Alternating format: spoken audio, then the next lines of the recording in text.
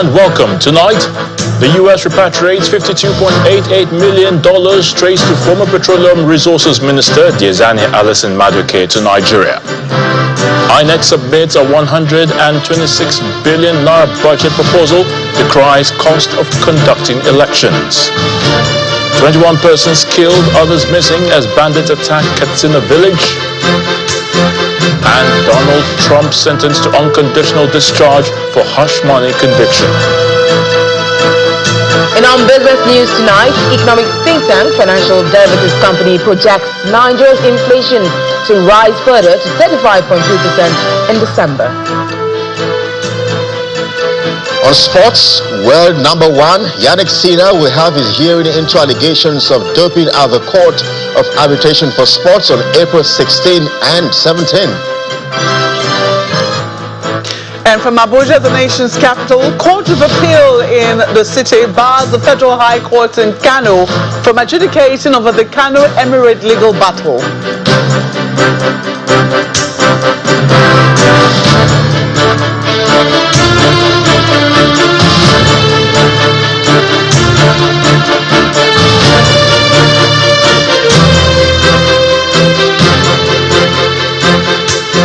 The federal government has received $52.88 million recovered Galactica assets linked to the former Minister of Petroleum, Diezani Alison Madueke, from the United States of America. The Attorney General and Minister of Justice, Mr. Lateef Fagbemi, disclosed this at the formal signing ceremony of the asset agreement between Nigeria and the United States. Delivering his remarks, the Attorney General of the Federation, Mr. Fagbemi, explained that $50 million of the recovered assets will be deployed through the World Bank to the development of the Rural Electrification Project, and the remaining $2 million will be deployed to the International Institute of Justice to expand the justice system and also counter corruption.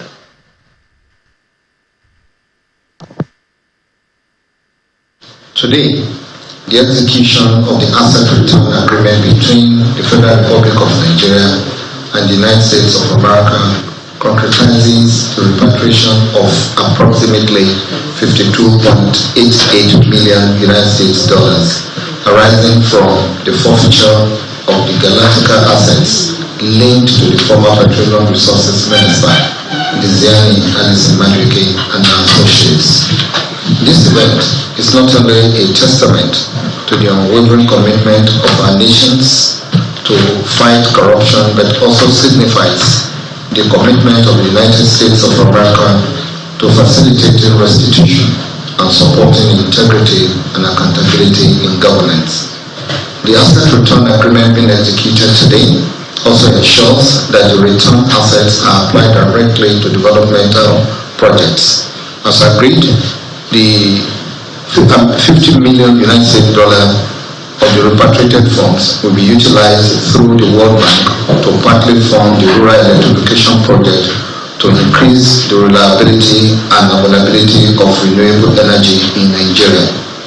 While the balance of $2.8896 will be disbursed as a grant by Nigeria to the International Institute for Justice, IIJ, to support the rule of law and counter-terrorism projects through counter-terrorism capacity building for criminal justice sector practitioners in the East, West, and North Africa. Now, while the federal government recovered the $52.88 million assets linked to the former Petroleum Minister Diezani Alison Madueke, the Economic and Financial Crimes Commission, that's the EFCC, have arrested 4 Chinese and 104 Nigerians in a business apartment in the Gudu axis of Abuja. According to the Director, Public Affairs of the Commission, Wilson Uwujare, the suspects were arrested on Thursday, January the 9th this year.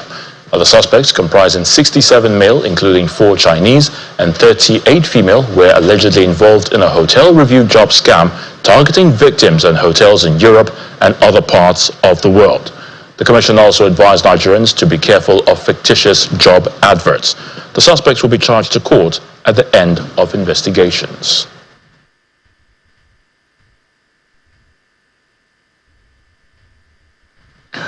Well, that report later. Now to the National Assembly now, where the chairman of the Independent National Electoral Commission, Professor Mahmoud Yakubu, has revealed a 126 billion naira budget for the year 2025, which is almost 3 times the approved figure for the year 2024. Now, the INEC boss made the revelation during a budget defense session with the Joint Committee on Electoral Matters. While he asked the lawmakers to ensure adequate provision for 2025, Professor Yakubu expressed concerns over the high cost of conducting elections in Nigeria, describing it as exorbitant and burdensome. Our National Assembly correspondent, Gloria Umezoke, reports. In continuation of the 2025 budget defense sessions, Chairman of the Independent National Electoral Commission, Professor Mahmoud Yakubu, leads officials of the election management body to this session with the National Assembly Joint Committee on Electoral Matters. Our proposal. He begins by shedding light on the 40 billion naira 2024 budget, which he describes as abysmal. I hope very soon the chairman of the joint committees will fix a date for us to have a retreat. Let us lock ourselves somewhere in another city in Nigeria and discuss these issues very, very carefully. The conduct of election is becoming a big burden. Highlighting the correlation between the limited 2024 budget and the electoral body's constrained performance, he unveils the 2025 budget proposal. Our proposal for 2025, the Commission requires the sum of 126 billion. So I would like the support of members of the National Assembly to ensure that we are adequately funded for the responsibilities we are required to discharge. And most of these responsibilities are constitutional. They are not just in the Electoral Act. The lawmakers consequently raised their concerns. It's pointless if we want all these things done and INEC is not properly funded. It is part of what we suggested. INEC has to be independent. Separately, lamentation on closed but porous borders came to the fore during the 2025 budget defense session of the Ministry of Industry, Trade and Investment. To actually find out. Lawmakers criticized the nation's border closure policy and the porous nature of the country's borders with Niger and Chad, noting that Nigeria might be fooling herself. Much as the borders are closed, they have never been closed for one day because people still go about. Bandits do come through the borders. If they are open or closed, they still come. Riots come. So why is the closure of the border? Something has to be done. I think we should stop making fools of ourselves. You cannot say you have opened the border at the same time rice are coming, all other items are coming in the night, and what we are producing inside here could not be taken openly to ECOWAS market to generate more revenue. Automatically, we have to look into it and make a representation through the same ministry. Providing details of the ministry's budget, the Minister of Industry, Trade and Investment explains the ministry's projection of 2.4 trillion naira as its internally generated revenue for 2025. For the budget proposal for 2025, personnel cost is 4.65 billion circa. The overhead,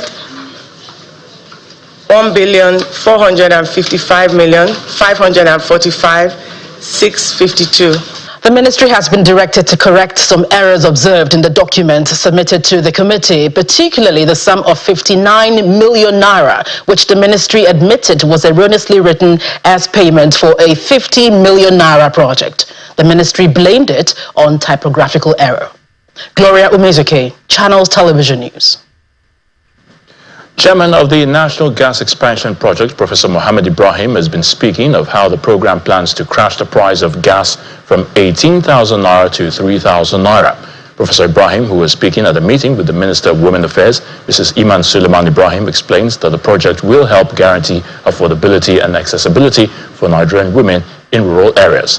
On our part, the Minister of Women Affairs lauded the plan, stressing its importance to the improvement of livelihoods and the health of women. I'd like the exercise The Minister of Women Affairs and Social Development is playing host to heads of government agencies, and the latest are officials of the National Gas Expansion Project. Statistics from the National Gas Expansion Project shows that a total of 2.3 billion women in sub-Saharan Africa use firewood, kerosene or coal for cooking. These practices, according to the report, continues to affect the health, environment and livelihood of women and children. The beautiful thing about, Nigeria... However, the chairman of the National Expansion Project has a plan to reduce this trend. Just to put it in perspective, to say this country has gas for cooking.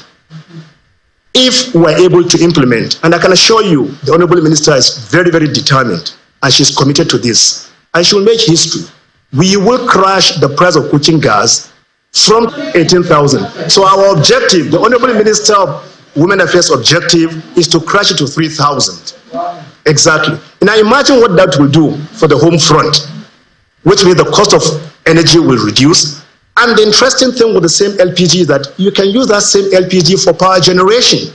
The Minister of Women Affairs is elated at this intervention and is hopeful of its ripple effects to women and the society at large. We shouldn't be losing our lives because we're cooking for our families. I think this is the call to action. We're happy to collaborate with you to see that we achieve the same sort of success stories like that of India and Indonesia. One thing that we complain about in Nigeria is the size. In some countries, when you say women are 50% or over 50%, you're talking about 10, 15, 7 million. In Nigeria, we're talking about over hundreds of millions of women.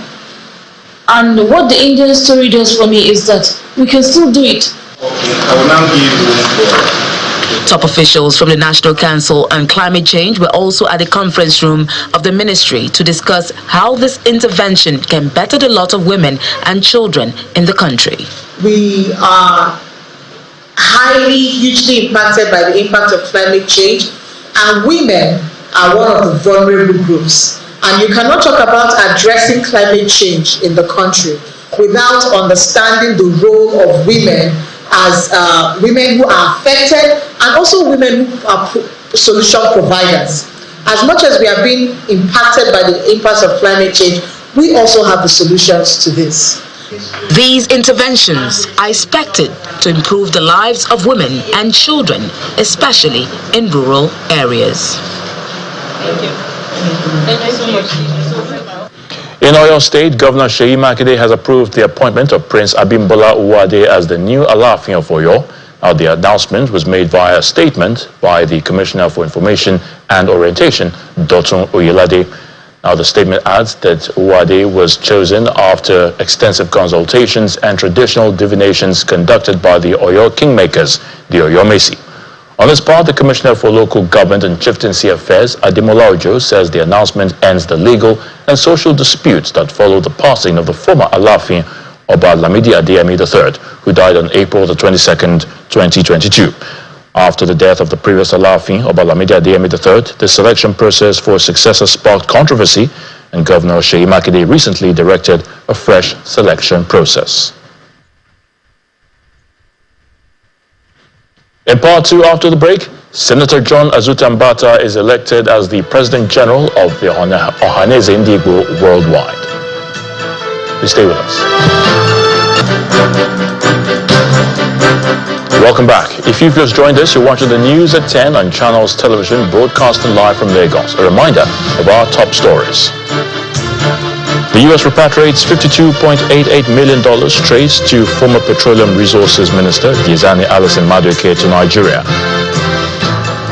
INEC submits a 126 billion naira budget proposal, decries cost of conducting elections. 21 persons killed, others missing as bandits attack Katsina village.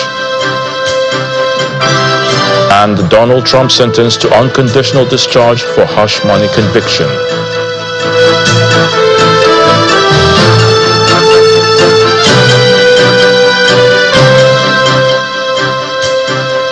The new President General of the Igbo Social-Cultural Group, Ohanaeze Ndigbo, Senator John Azuta Mbata, has assured the Igbo people of his commitment to an all-inclusive leadership that will foster unity and growth in the Southeast and River State.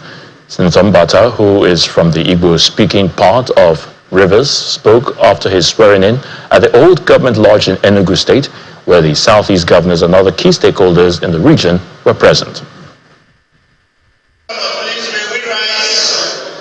The governor of Enugu State, Peter Mba, and those of Imo, Abia, and Anambra states make their way into the old government lodge in Enugu for the Ohanaeze Ndigbo convention and the election of the President General of Ohanaeze Ndigbo worldwide.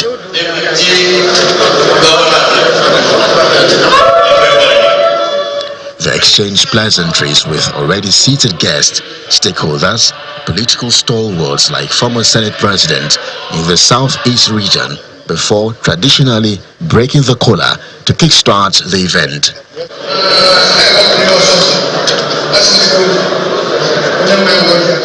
The outgoing President General, Nze Chukwu, who served out the term of Emmanuel Nwanyanwu, who died on July 25, 2024 at the age of 81, takes the lead and gives a summary of his achievements. With the INEC, have initiated registration of every Igbo in Nigeria who is 18 years and above with a sum of 100 naira, while those in diaspora we register with a sum of just $1. These registrations are followed with monthly payments of the same amount to sustain the registration. Affiliate organizations and groups will register with 250,000 and with the requirement for annual renewal. Benefits accruing for membership are part of the terms of reference being developed by the Committee on Registration, Contacts, and Mobilization. Governor Mba highlights the importance of speaking as a collective voice in pursuits for regional growth and development. Standing as a unit imbues us with the resilience of the entire stack. Let us be like a stack of arrows. I have no doubt that everyone in this room will love to see Ohanaeze Ndigbo attain a bigger clout as the champion of Igbo interests. On his part, the chairman of the Southeast Governors Forum and governor of Imo State, Hope Uzodinma, talks about the formation of a unity list and commitment of the governors to a functional Ohanaeze Ndigbo. The governors who want Ohanaeze to unite as a family,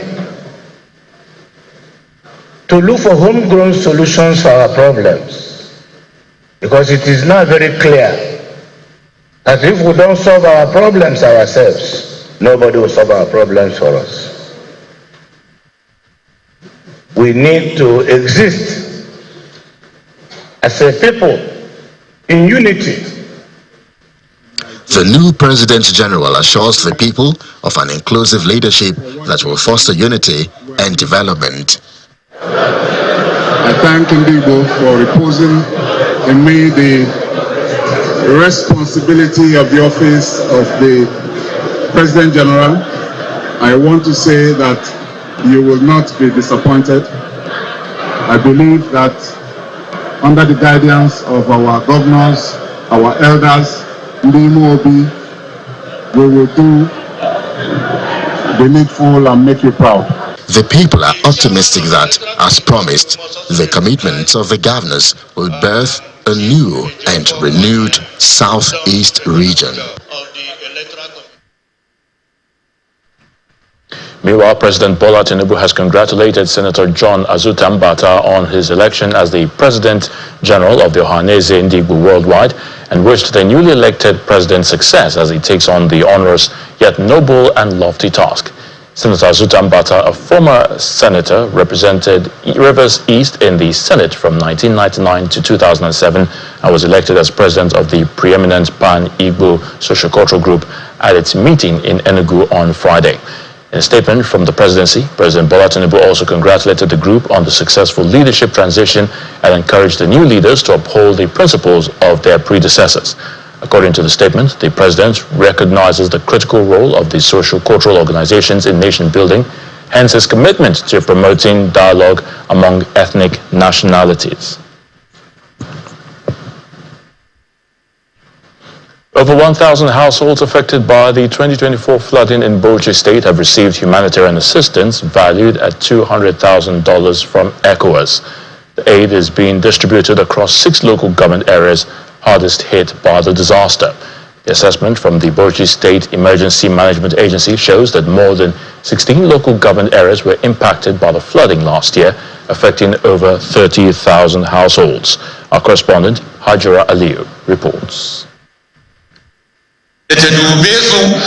Food, non-food items and 75,000 naira are part of the flood relief supports being distributed to victims in Kirfi local government area of Bauchi State. Similar distributions have taken place in 5 other local government areas that were hardest hit by flood, including Gamawa, Zaki, Giadi, Katagum and Jama'ari.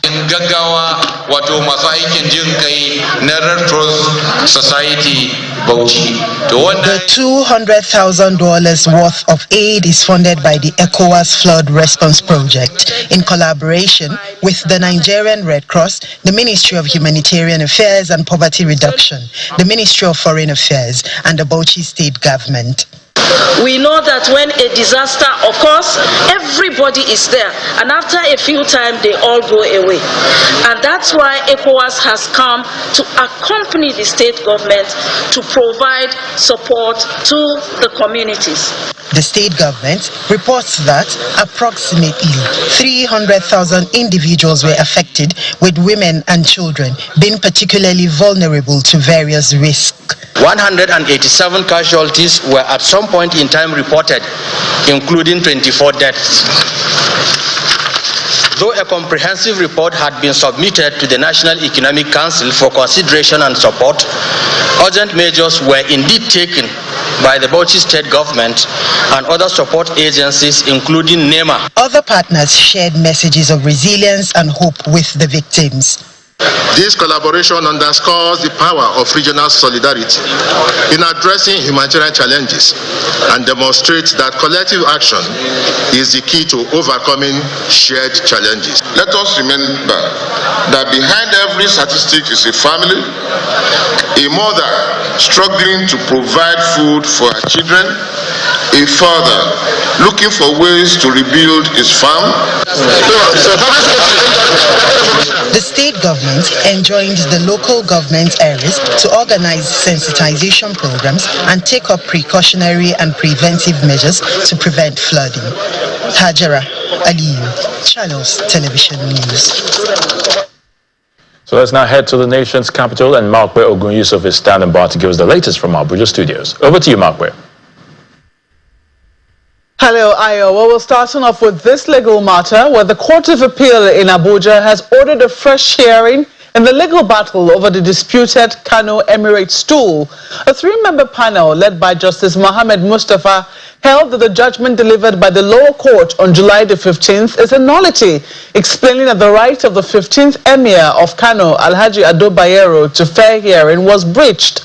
The appellate court also ordered that the case be remitted to the Chief Judge of Kano State to be reassigned to another judge for expeditious determination. Our correspondent Emanuela Ekele reports.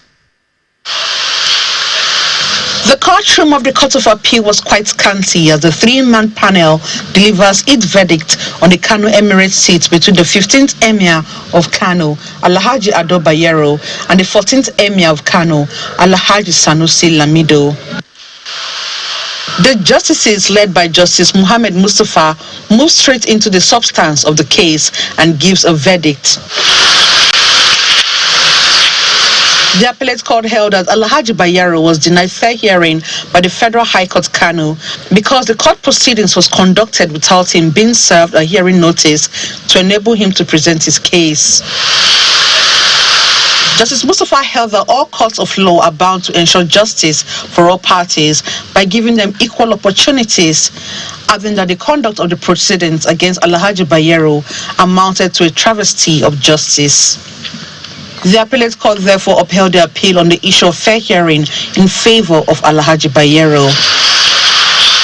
Having put to rest the issue of fair hearing, the court decided not to proceed on other matters, stating that the issue of fair hearing supersedes other matters raised in the suit. The Court of Appeal then ordered that the case be remitted to the Chief Judge of the Kano State High Court to be reassigned to another judge for expeditious determination. However, the court did not award costs against the respondents. In another development, the justices held that the Federal High Court had no jurisdiction to dabble into the Kano State chieftaincy matters on the ground that such a case can only be determined by the Kano High Court. Whereas Justice Gabriel Kolawole, who delivered the lead judgment, ordered that the case should be returned to the Kano State High Court for retrial. The other two justices disagreed with him, maintaining that the case should be struck out. Consequently, the matter was struck out by the Court of Appeal. Emanuela Ekele, Channels Television News. Well, in other news, motorists in the country will do well to ensure the proper registration of their vehicles, as the Nigeria Police is set to commence nationwide enforcement of vehicle insurance with effect from February the 1st this year. The Inspector General of Police, Mr. Kayode Egbetokun, who disclosed this in Abuja, says it is disheartening that only 30% of vehicles plying the nation's roads have genuine vehicle insurance. He adds that it is a criminal offense for vehicles to ply the nation's roads without a minimum of third-party insurance. The third-party insurance is the minimum level of insurance cover that is required by law. Section 68 of the Insurance Act, and of course Section 3, 1 and 2 of the Motor Vehicle Third Party Insurance Act make it mandatory for all vehicle owners to have a minimum of the third-party insurance before they put their vehicles on the road. It's a requirement for roadworthiness of vehicles on Nigeria road. I want to assure you that we have taken up that challenge. We are going to increase our efforts with respect to enforcing this law. This law protects all Nigerian citizens from damages and injuries they suffered during road accidents. So it is in the interest of all Nigerians that we pay special attention to the enforcement of this law. And I want to assure you that from 1st of February, like you suggested, you are going to see increased efforts in the enforcement of this law. Well, to be forewarned, they say, is to be forearmed. Still ahead, economic think tank Financial Derivatives Company projects Nigeria's headline inflation to rise further to 35.3% in December. That's on Business News. Please join us again. Welcome back. We're talking security now. Dozens of persons are said to have been killed and several others declared missing after suspected bandits invaded Bauchi village in Safana local government area of Katsina State. Bauchi village is widely known as a bandit's den where the bandits have significant control. A resident with name withheld told Channels Television that the attack took place on Tuesday when the hoodlums were on rampage, visiting house to house in the area. The eyewitness of the resident said during the attack, about 15 persons died on the spot while several others were still unaccounted for. He also noted the hoodlums also burned some of the corpses. Now, the police spokesman, DSP Abubakar Sadiq, also confirmed the incident to our correspondent via telephone today. However, he did not give further details. In a related incident, suspected bandits were said to have laid ambush on members of the Katsina State Community Watch Corps at the same Bauchi village of Safana local government area. The eyewitnesses told the BBC Hausa that the victims mostly hailed from Charanchi, Safana, Kurfi and Keita local government areas, and they were attacked on Thursday while returning from a condolence visit in the neighboring Batsari local government area, while the casualty figure was put at over 30.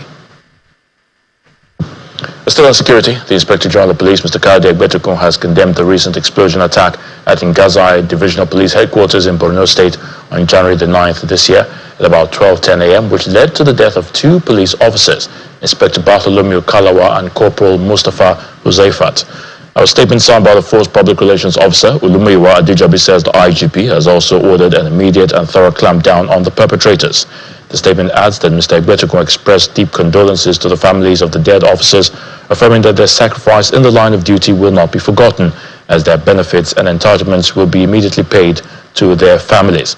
The Zone 15 Assistant Inspector General of Police, AIG Kenechukwu Uwemelie, says the police have been asked to mobilize adequate resources and personnel, collaborate with other security agencies to ensure that the perpetrators of the act are found. The loss of any policeman, indeed the loss of any human being under unjustifiable circumstances, is a loss to every reasonable human being. So that that for us as police officers, whilst we don't desire, nobody desires to die in line of duty, it's one of those sacrifices that we have to make to keep our country safe, given the circumstances and prevalent situation that we found ourselves in at this point as a country, which is not in any way so peculiar to Nigeria as a nation. So we're doing our best within the circumstances to ensure that we engage all human, material, and technical resources to get to the root of the matter in terms of unraveling the perpetrators and bringing them to book. And beyond that, we're also engaging proactively to enhance the security and safety of police officers within the zone. We're also collaborating with other critical stakeholders within the state and beyond. Katsina State currently hosts more internally displaced persons, that's IDPs, than Borno and Yobe states combined. This is according to the Minister of Humanitarian Affairs and Poverty Reduction, Professor Nentawe Yilwata, during a courtesy visit by the Deputy Secretary General of the United Nations, Mrs. Amina Mohammed. The minister expressed concern over the emerging humanitarian challenges in the northwest region, particularly in Katsina, Sokoto, and Zamfara states.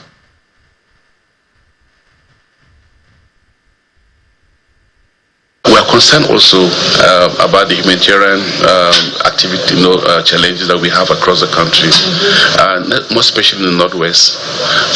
Northwest now is an emerging area of concern for Nigerian government. Though the humanitarian response plan for now is focusing still on the base states of Yobe, Borno, and Adamawa, but our concern is that we have more humanitarian activities in other parts of the country, and giving it the global and national outlook will be of interest to us and the nation also. So we're discussing with him on trying to see how we can foster that relationship so that we can give a better outlook, give a national outlook to the humanitarian response plan, so that because if you go to states like Katsina right now, Katsina has more displaced people than Borno State and Yobe State put together. And if you look at what's happening in states like Sokoto and Zamfara, these are pointers that we need to give attention to those locations, and also raise concern around Benue State and Plateau and some few states in the North Central also. Looks at opportunities, and with the humanitarian affairs taking on the poverty agenda, that really is about economic empowerment for women, for young people, jobs. Visiting you today, as I said, it's not just of course, a national issue that we contend with on humanitarian crisis. It's also a regional one within the Sahel, West Africa, but for Nigeria it also goes across to Chad, Cameroon, and we're seeing the influx also to those countries of the conflict. We also appreciate the ministry's engagement with the partnerships with civil society. It's an important part of our communities, and just very much look forward to working with you in 2025. Time now for some business news with Will Ibo. Will?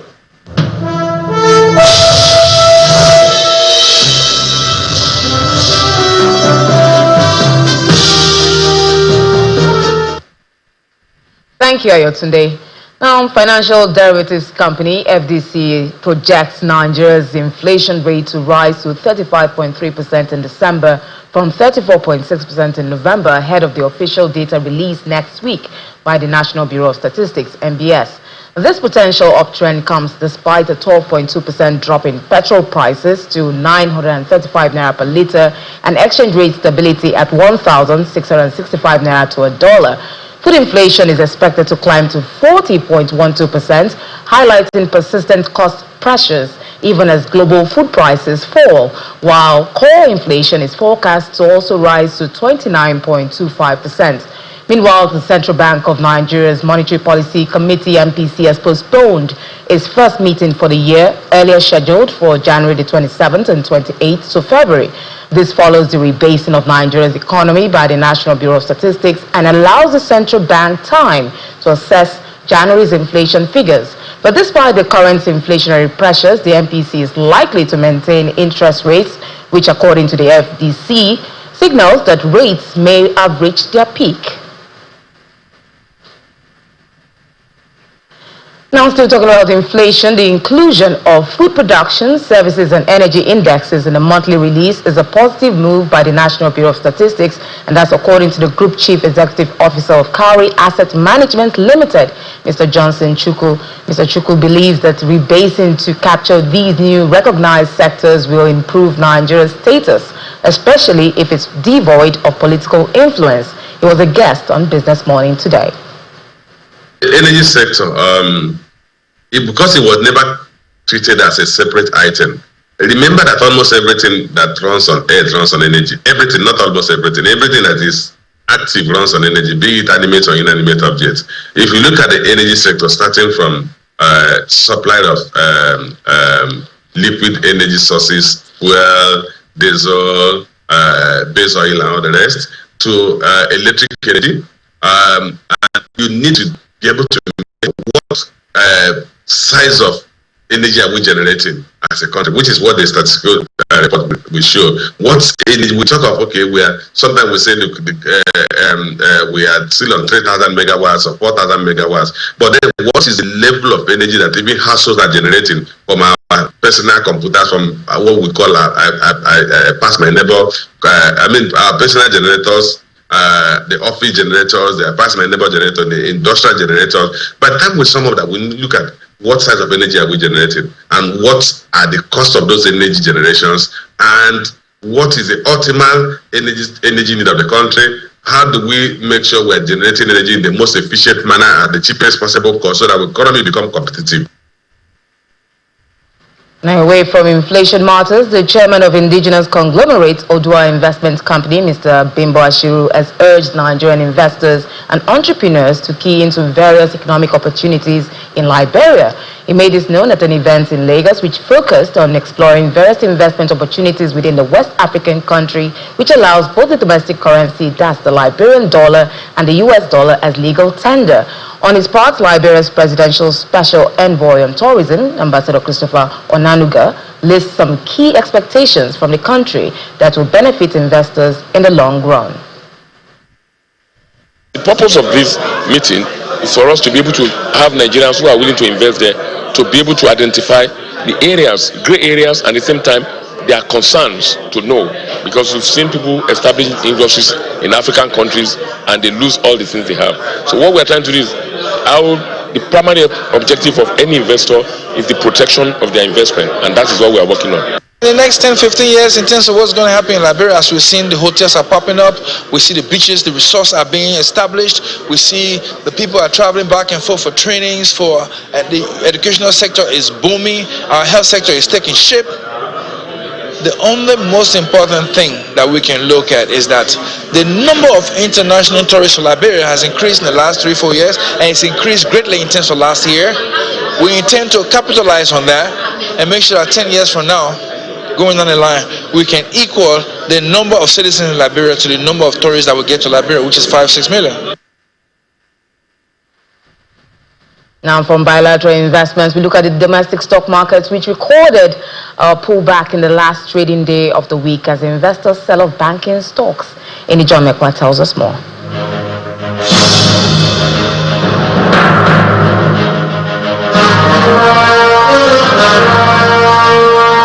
Good evening, everyone. Welcome to the stock market report. Well, it does seem like the joy of the bull is short-lived because today the figures driven majorly by FBN Holding has dragged the market in the red. We know what's going on around all of that. So I guess we just jump up to FBN Holding and see how it's dropped 2.74%. UBA is unchanged. GT Co is the lone gainer among the figures. Access Co down, as well as Zenith Bank. And of course, the sectors capture this even better. So when we look at the banking right here, it's 0.41% in the red. Consumer goods has also lost its steam from what it recorded yesterday, 0.16%. And oil and gas is back in the red at the close of today's trade. And the all share index summarizes this as we see 0.08%, just slimly holding the 105,000 level. At least we closed the week with 105,000, and then the market cap is still around 64 trillion naira. But we're going to leave the bear on the floor of the NGX for the weekend.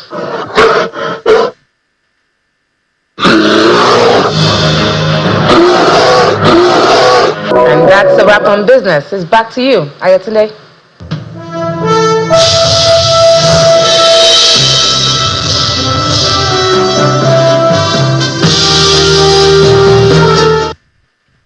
Many thanks, Will.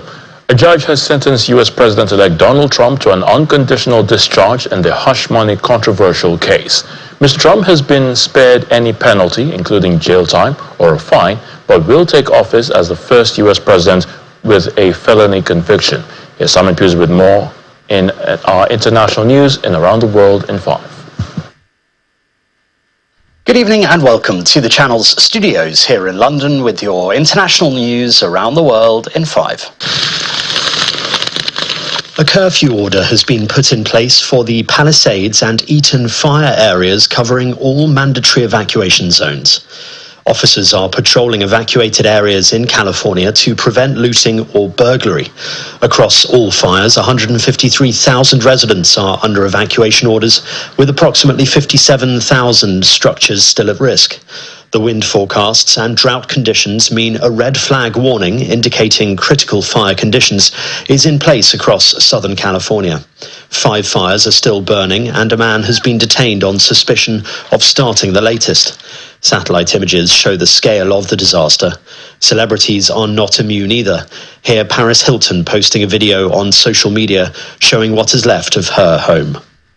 We still have 4,000 to 5,000 structures that may be damaged or destroyed. Once we do our damage inspection reports, we'll get a more accurate number for you. Due to the favorable overnight weather conditions and the diligent, and I'll focus on the diligent work and effort and commitment of our first responders, we can report that the Palisades fire is now 8% contained. The world has experienced the first full year in which global temperatures exceeded 1.5 degrees Celsius above pre-industrial times. That's according to European Union scientists. The milestone was confirmed by the EU's Copernicus Climate Change Service, which said human-caused climate change is pushing the planet's temperature to levels never experienced by modern humans. We are steaming along a path of self-destruction.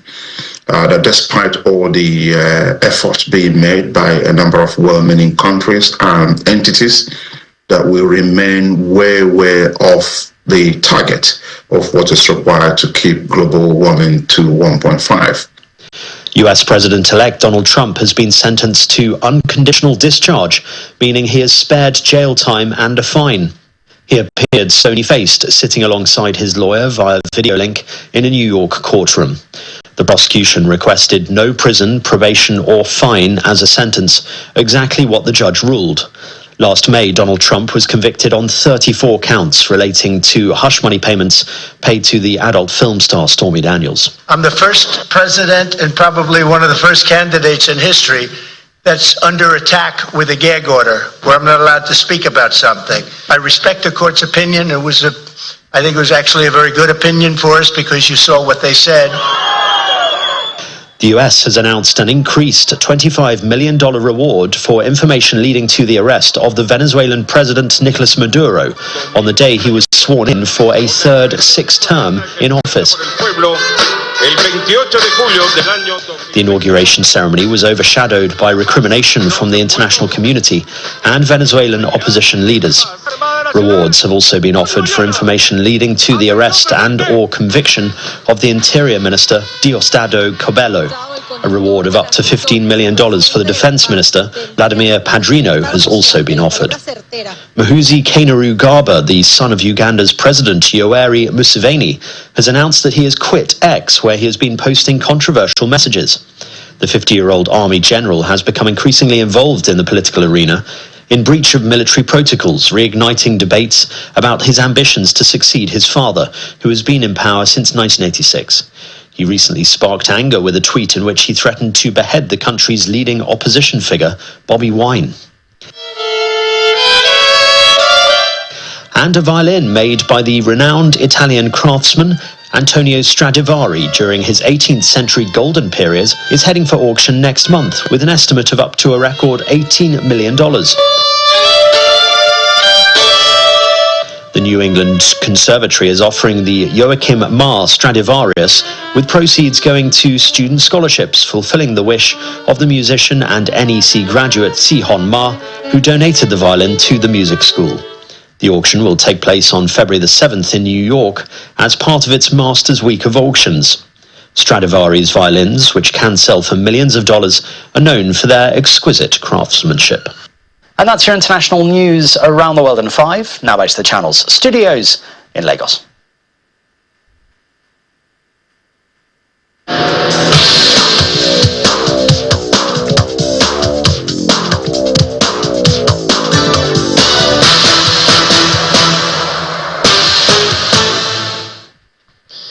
Thanks, Simon, and welcome to Sports News. The International Paralympic Committee, IPC, has banned Nigeria's powerlifting athletes Kafilat Al-Maruf for 3 years for breach of the IPC anti-doping code. The IPC says Al-Maruf returned an adverse analytical finding for the administration of an anabolic agent in a urine sample provided out of competition on July 11 last year. As a result of her violation, she will be ineligible for competition and other sporting activities until August 18, 2027.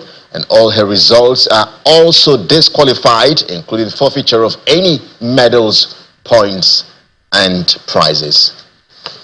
And that's your sports news tonight. I'm Kelly Egiga. It's back to you today.